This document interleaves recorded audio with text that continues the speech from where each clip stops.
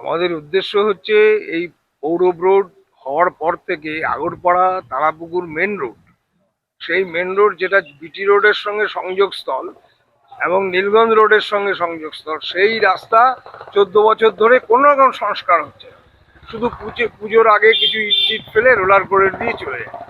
আর দুর্বিষহ যন্ত্রণা, জলে যখন জমে যায় তখন একেবারে দুর্বিষহ অবস্থা, মানুষের চলাচলের অযোগ্য হয়ে যায়। আমরা প্রতি বছরই শুনি, কিছুদিন আগে আমরা বসেছিলাম, স্থানীয় কাউন্সিলরের সঙ্গে বলেছিল 1 কোটি টাকা স্যাংশন হয়েছে। কালকে সংবাদপত্রে দেখলাম 2.5 কোটি টাকা চেয়ারম্যান বলছেন স্যাংশন হয়ে গেছে, কিন্তু আদতে কাজ কিছু হচ্ছে না, মানুষের দুর্ভোগ কমছে না। আর রাস্তা উঁচু তো কোনো সমস্যার সমাধান নয়। সমাধান করতে হলে আগে নিকাশি ব্যবস্থারও সমাধান করতে হবে।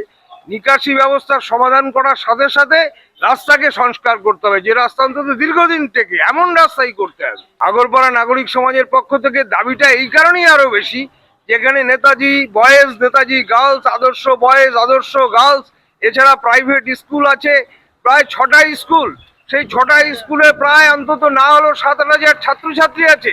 তাদের যে কি দুরবস্থায় গার্জিয়ানদের এবং ছাত্রছাত্রীদের পড়তে হয়, এই অবস্থার নিরসনের দাবি আমরা আগরপাড়ার মানুষ করছি। নাগরিক সমাজ, আগরপাড়া নাগরিক সমাজের মধ্য থেকে এবং পৌরসভার পৌর প্রধানের কাছে আমরা আমাদের দাবি পৌঁছে দেবো। কেএমডিএর কাছে আমরা এই দাবি পৌঁছে দেবো। মানে পদক্ষেপ নেবে এরপরে পদক্ষেপ যে আন্দোলনের যে ধারা, সেই ধারা অনুসারে আমাদের যদি কোনো রকম প্রতিশ্রুতি তারা দিচ্ছেন, সেই প্রতিশ্রুতি অনুযায়ী যদি কাজ না হয়, তারা আগরপাড়া বাসীদের নিয়ে আমাদের দরকার হলে অবরোধের জায়গায় যেতে হবে। আমাদের দরকার হলে আরো বড় অবরোধ পানিহাটি পৌরসভার মধ্যে গিয়ে করতে হবে। এছাড়া কি উপায় নেই।